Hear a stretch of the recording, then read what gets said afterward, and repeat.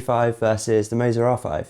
Which one should you choose? So the short answer is, well, they're both great actually. I think you'll be really happy with either one. The longer answer is, I've run these on my rig, I've run them on my desk. I actually spent a whole weekend going back to back, side to side, trying both of these wheels. I spent about a week editing a video with all this detail, going into the nuances of each different wheel, and it was so boring, so dull, that I decided to re-record it because, to be honest, they're both great. You're not going to know the difference between the two wheels if you choose one of them because you're only going to have one. And for me, in my experience with these wheels, I just had a great time with both of them. The key thing that we need to talk about is the price.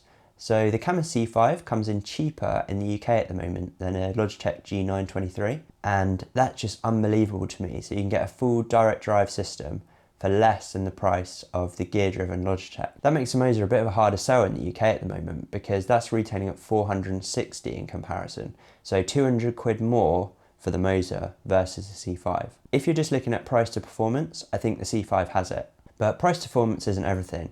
You've also got to think about the support and you've got to think about the driving experience. So in that regard, I would say the Moza has a little bit nicer feel when you're driving. The Cammus feels a bit more powerful, but has a little bit less detail. And that's subjective, and that's the reason I deleted my old review, because you're not going to notice the difference. You're not going to tell this is slightly less tactile when I'm understeering or blah, blah, blah. It's really irrelevant to you. All you need to think about is how much that £200 extra is worth. And I said in my previous Moza R5 review that the problem with sim racing now is you can always spend £100 more, right? You can look at the C5 and you think, could I spend 200 and get the Moza? And then you think, should I spend an extra 100 and get an R9 instead of an R5? Should I get some better pedals? And on forever. And I think the coolest thing about both of these bundles is really it sets you up in such a way that you can just get racing. They're made to be used on your desk, and that's the key thing really. When you're racing on a desk, your limiting factor is the desk.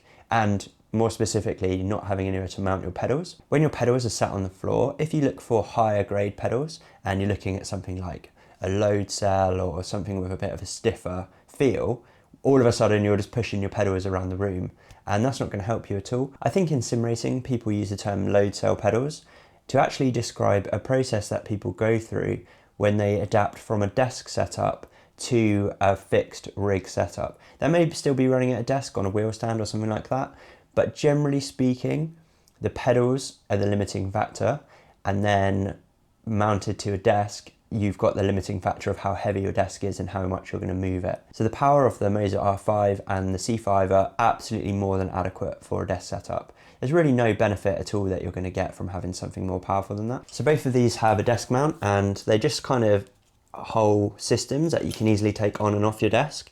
And I think they're both perfect in that regard. You can just clamp them on really simply, and then when you're done, you just screw them off and chuck them in the cupboard. I think the Cammus clamp is actually slightly better because it's slightly thinner and slightly lower down.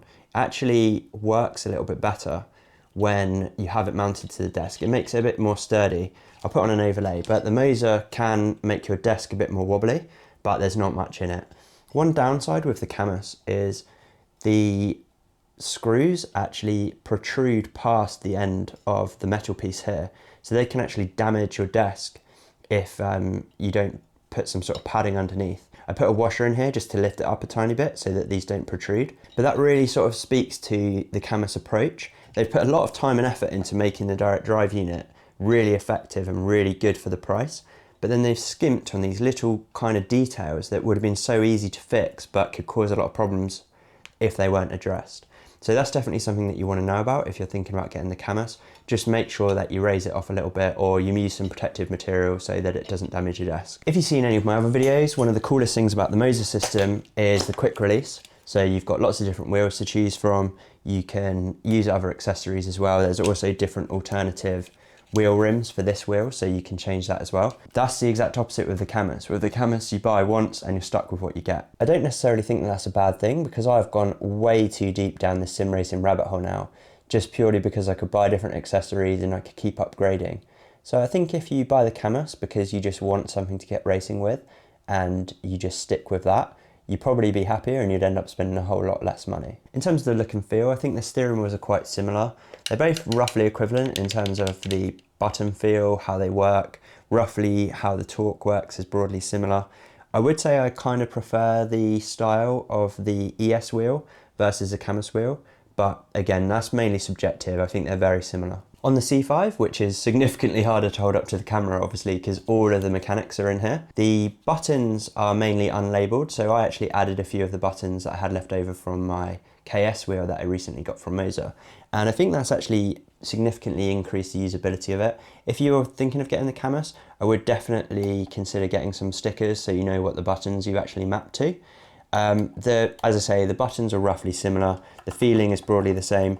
The Cammus is kind of a tiny bit more tactile, I guess, in the click than the Moza was, but there's not much in it. These are all just plastic, and for what it is, they work fine, and I think at this price point, the wheel itself is actually great. When I first opened the box and I saw these tiny little shifters, I was ready to absolutely rinse this wheel. So these are the stock shifters that you get, and hopefully you can see that.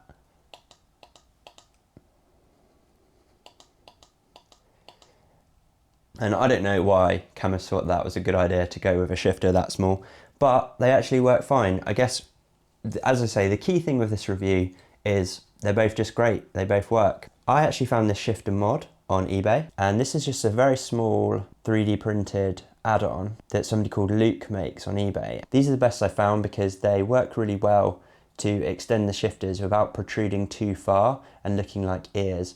So you can see, oh no, I've put it on the wrong way around. So it's very easy to attach the mod, and it just massively improves the ergonomics of being able to use it. The Moza shifters, on the other hand, were one of the major selling points that got me into this ecosystem because they just feel really nice to click.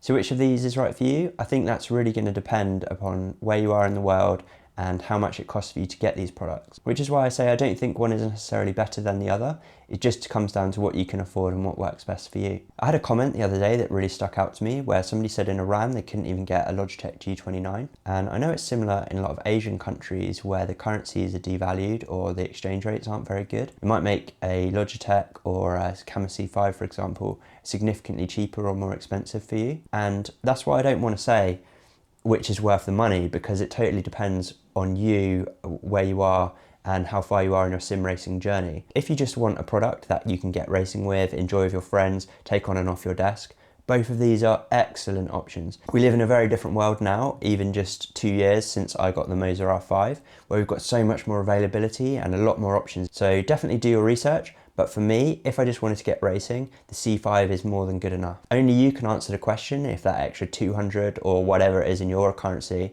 is worth it to upgrade to the Moza. I would say that if you're looking to take that next step up to the Moza, what you really gain is a tiny bit more detail, but more the flexibility for the add-ons. So you're going to end up spending more money even than the additional outlay for the Moza, because you're going to be enticed with all the options. So you've got all the accessories, you've got all the different wheels, you've got a whole ecosystem of products which are going to entice you in. And if you compare it to the Logitech, what you get in that case is that tried and trusted reliability over a long period of time. You get console compatibility, which you don't get with either of these, and you might get better distribution support in your country. Here in the UK, we have a kind of minimum requirement that all retailers sell a product, they have to give a 12-month warranty. So that's the same on both of these. I would say that I have used Moza support and they have been excellent and they fix my problems very quickly. When I first had my R5, I actually had an issue with the cables unplugging. So they sent me a whole new product out.